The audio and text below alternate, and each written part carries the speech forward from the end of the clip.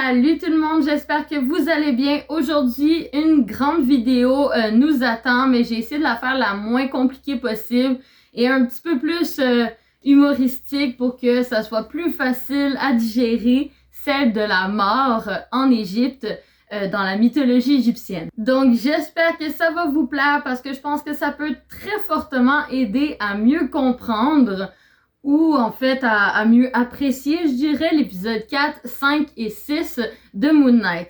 Donc, vous êtes prêts? C'est parti! La mort en Égypte, c'est un sujet complexe et long.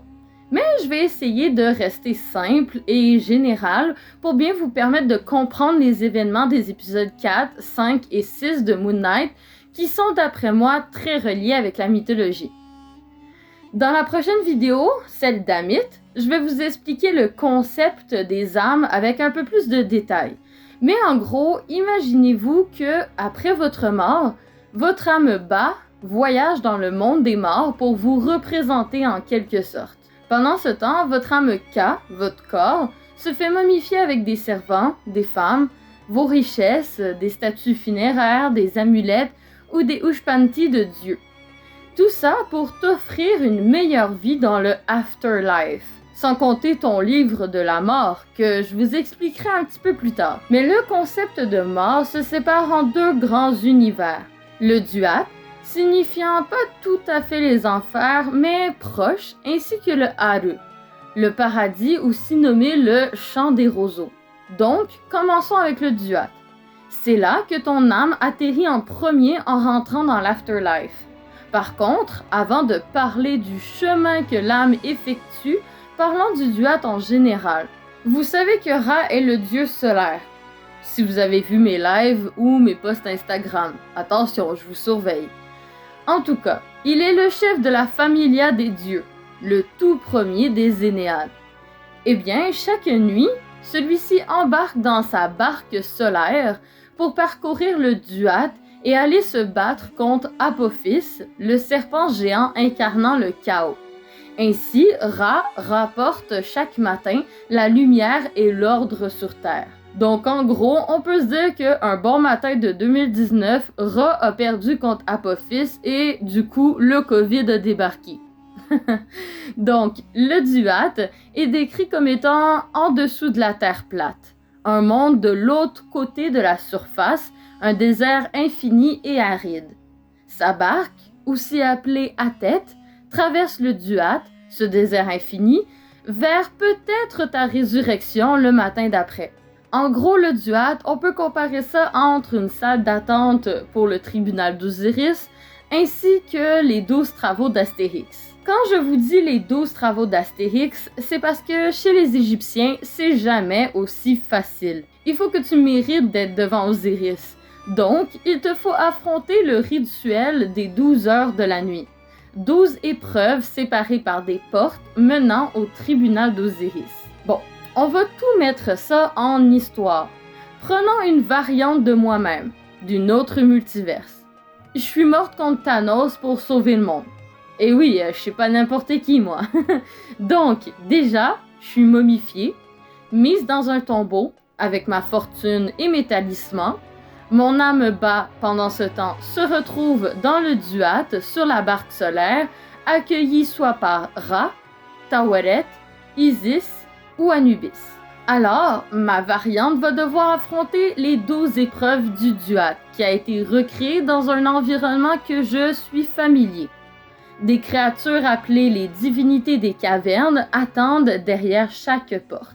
Des créatures comme les 9 jackals d'Anubis, le serpent géant Leisesi, la créature Nehebko, Nut, la déesse du ciel, un mystérieux dieu appelé celui qui enlève les supérieurs au ciel, la déesse Amid elle-même, le gardien avaleur de pêcheurs, le dieu Horus, le dieu Seth ou la déesse Isis ou Nephthys. Mais la plus horrible, c'est une déesse grincheuse avec des haches dégoulinantes de sang. Certains récits racontent même qu'une porte abrite 20 dieux tenant une corde, finissant par 4 fouets, 4 têtes de faucon et 4 têtes d'humains. What the fuck, j'arrive même pas à me l'imaginer. Et vous? Par la suite, chaque porte possède un dieu ou un gardien au nom étrange comme le mangeur de la faute de son arrière-train ou la misérable voix. Sinon, on avait aussi le gardien effaceur de visage ou celui qui écoute en secret. Du coup, après avoir passé à travers les 12 portes, il te reste une dernière étape avant ton jugement. La variante va devoir passer devant les 42 juges pour confesser ses 42 confessions négatives. Des choses qu'elle n'a pas faites quand elle était vivante qui prouvent qu'elle est digne. Par exemple, je n'ai jamais pollué le Nil ou je n'ai jamais mis en colère quelqu'un sans raison, je n'ai jamais fait pleurer, etc., etc. C'est là que les talismans entrent en jeu. En effet, si parmi ces 42 concessions, tu as menti pour l'une d'entre elles, les talismans comme le scarabée peuvent cacher la vérité de ton cœur et permettre de faire croire au juge que tu dis la vérité. Attention, le talisman a une certaine force, donc tu peux pas trop mentir non plus. Après avoir été accepté des 42 juges, d'Osiris, de Thoth et d'Anubis, c'est l'heure de ton jugement. Anubis prend alors le cœur de ma variante pour le peser sur la balance de Mat contre la plume d'autruche de la déesse Mat. Si ton cœur est plus léger que la plume, tu es digne. Si ton cœur est plus lourd, tu es indigne et ton cœur est donc jeté à Amit pour qu'elle le dévore, empêchant ainsi la personne de rentrer dans le champ des roseaux et t'oblige à rester donc dans le duat pour toujours. Prenons en sorte que ma variante a réussi tous les tests et se voit passer au champ des roseaux. Eh bien, dites-vous que c'est pas fini. Tu es enfin dans le champ, mais tu dois quand même travailler à cultiver ton petit morceau de lopin de terre. Tu peux retrouver ta famille, tes amis ou tes animaux morts avant toi dans le champ. Mais n'oublie jamais de cultiver ta partie. Par contre, pour les plus chanceux d'entre nous, si tu avais été enterré avec des servants, eh bien, ceux-ci vont faire le travail à ta place. Par contre, dépendamment des récits, les portes peuvent être différentes. Dans certaines régions d'ancienne Égypte, on disait plutôt que les 12 portes en étaient 7 et qu'ils abritaient d'autres types de créatures que ceux dont je vous ai parlé. Ou même, dans certains récits, on disait plutôt que les épreuves étaient simplement d'être capable de nommer le nom de chaque gardien qui surveille chaque porte pour pouvoir passer à la prochaine. Dites-vous que toutes ces histoires proviennent soit du livre des portails ou des nombreux livres des morts. Le livre des morts, en fait, c'est que chaque personne possède son livre qui est propre à lui-même. Si tu savais que tu étais proche de la mort, tu pouvais aller voir un scribe qui allait résumer ta vie dans un parchemin et ensuite écrire un guide de ton potentiel parcours dans le duat pour t'aider à mieux vaincre les épreuves. Ils t'aident à ne pas te perdre. Ils écrivaient des conseils, des sortilèges et des astuces. Un grand guide complet sur l'afterlife. En plus tu étais riche, mieux c'était, parce que tu pouvais donner plus d'argent au scribe pour qu'il puisse te donner plus de sortilèges qui pourraient t'aider à vaincre les épreuves ou à mentir pendant ton jugement. En tout cas, c'est très farfelu tout ça, mais l'Égypte est remplie de ses mystères et de ses secrets assez originaux. Et c'est cela qui rend cette mythologie tellement belle et intrigante. Voilà pourquoi elle est très souvent utilisée au cinéma, comme nous avons pu le voir dans Moon Knight. Donc, comme vous avez pu voir, il y a énormément d'étapes qui séparent le moment où tu es momifié, que tu es vivant, etc., et le moment où tu es soit mangé par Amit, soit dans le champ des roseaux. En effet, moi aussi, ça m'a quand même surprise quand j'ai découvert tout ça par rapport à la mythologie égyptienne, mais il y a de très très grandes ressemblances avec Moon Knight. Déjà, premièrement, physiquement, tout simplement. Si on prend le duat comme on le voit dans l'épisode 4 et 5, même un peu dans l'épisode 6, on peut voir que c'est quand même quelque chose qui est assez ressemblant. On retrouve un désert aride, un peu plus obscur, etc. Et on retrouve notamment la barque solaire de Ra, qui là est contrôlé par Taweret, mais ça c'est quelque chose aussi qui est tout à fait normal. Après ça, c'est pas uniquement Taweret qui accueille les gens, mais c'est justement sur cette barque solaire que la personne fait son périple dans ce désert aride. Puis par la suite, pour le Haru, le chant des roseaux, ça aussi c'est quand même assez similaire, mis à part le fait que à ce moment-là, Marc est tout seul dans le chant des roseaux, alors que normalement, il est supposé retrouver toutes les personnes à laquelle il tenait, qu'il aimait, que ce soit des animaux, que ce soit sa famille, ses amis, etc.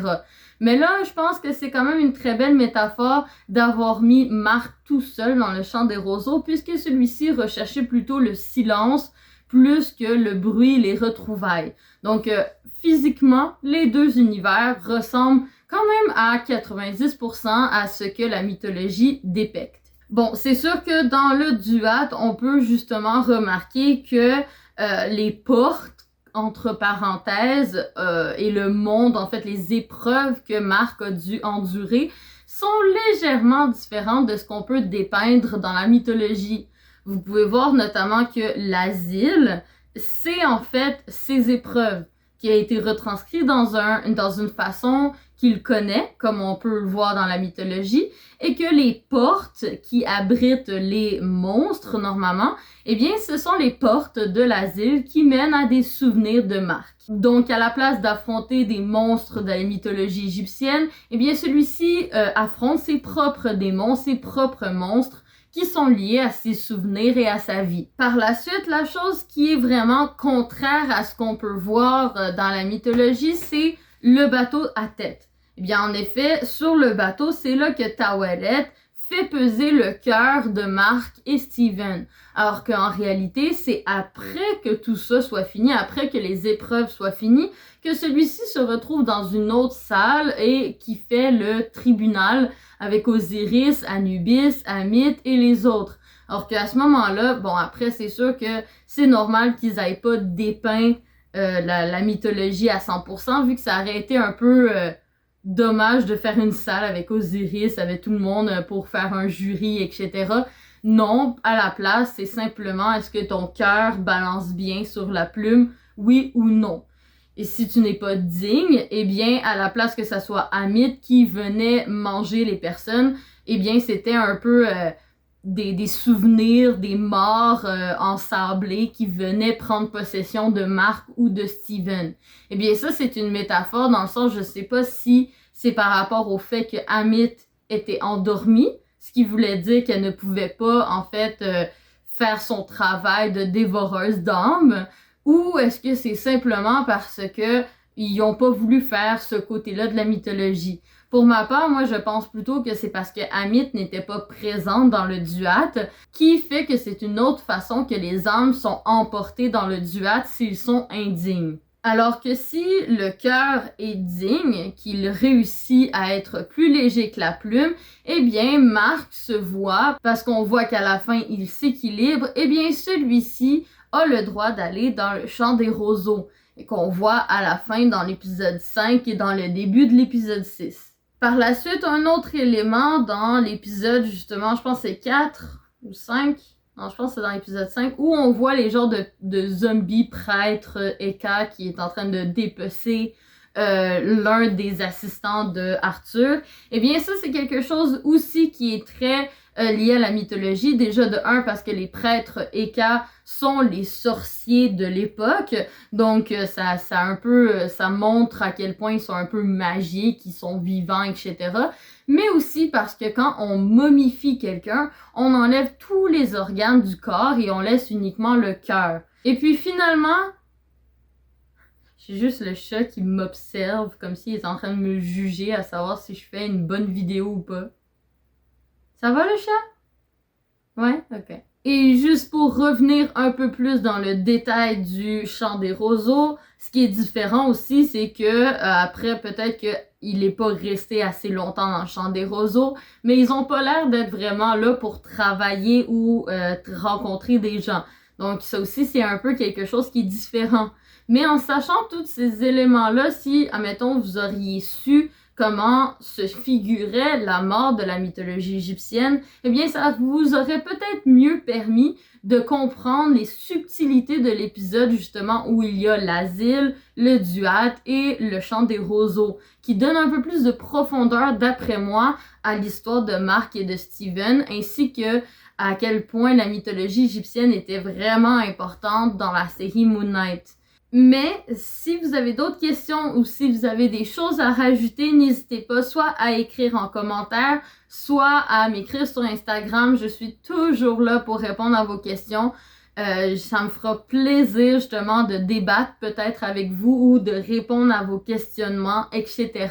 Mais après, si je pouvais rajouter 2 derniers éléments avant de vous quitter, c'est que premièrement, les portes d'Osiris, certaines personnes m'avaient demandé à quoi elles servaient. Eh bien, en effet, celles-ci, normalement, lient les gens au monde des vivants. Donc, c'est à cause de ça que Mark passe à travers ces portes pour pouvoir revivre et retourner dans le monde des vivants. Et puis, deuxième des choses, c'est aussi pour ça que Mark, normalement, a le droit d'aller dans le champ des roseaux. Parce que plusieurs personnes vont dire, ah ben, dans la mythologie, il y avait les 42 concessions, que normalement, il faut pas que tu ailles polluer, il faut pas que tu ailles menti, il faut pas...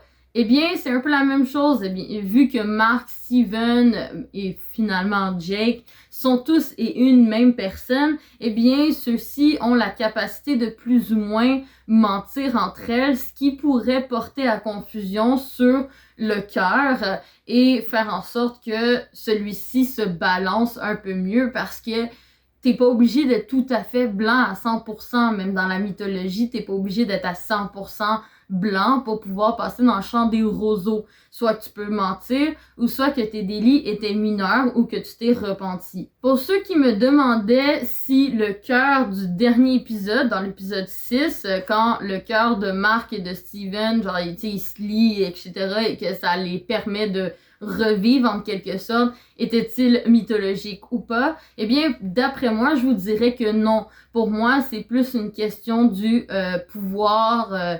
en fait, de s'accepter soi-même. C'est plus une moralité de, enfin, Mark et Steven se sont acceptés de cohabiter ensemble. Ils ont accepté leurs défauts, leurs qualités, leurs problèmes et la vérité qui cachait leurs souvenirs. Ce qui fait en sorte que ça leur donne la possibilité de pouvoir faire revivre Steven, de se lier ensemble et probablement de sortir je sais pas comment ça se fait qu'ils sont sortis, peut-être que Osiris, on le sait pas, il leur a laissé les portes ouvertes, peu importe, mais ce fait de, justement, de se lier ensemble, pour moi, c'est pas un côté mythologique, mais plus précisément un côté de s'accepter soi-même, qui est une moralité qui est quand même assez commune dans les séries et les films Marvel. Donc, c'est ce qui finit cette vidéo par rapport à la mort en Égypte. J'espère que vous avez apprécié, même si elle est un peu plus longue que les autres.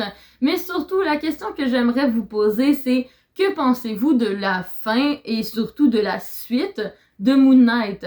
D'après vous, est-ce qu'elle est liée? Est-ce qu'il va avoir un futur pour ce personnage dans la série Moon Knight? Je sais pas, mais moi, je veux pas que le personnage disparaisse. Et je comprends pas pourquoi est-ce qu'on aurait pris un personnage, en fait un acteur, Oscar, aussi populaire et aimé pour le faire disparaître après la série. Juste pour une série de 6 épisodes. Mais bon, ça c'est mon opinion, j'attends le vôtre. Je vous souhaite une bonne journée et je vous fais des gros bisous du Québec!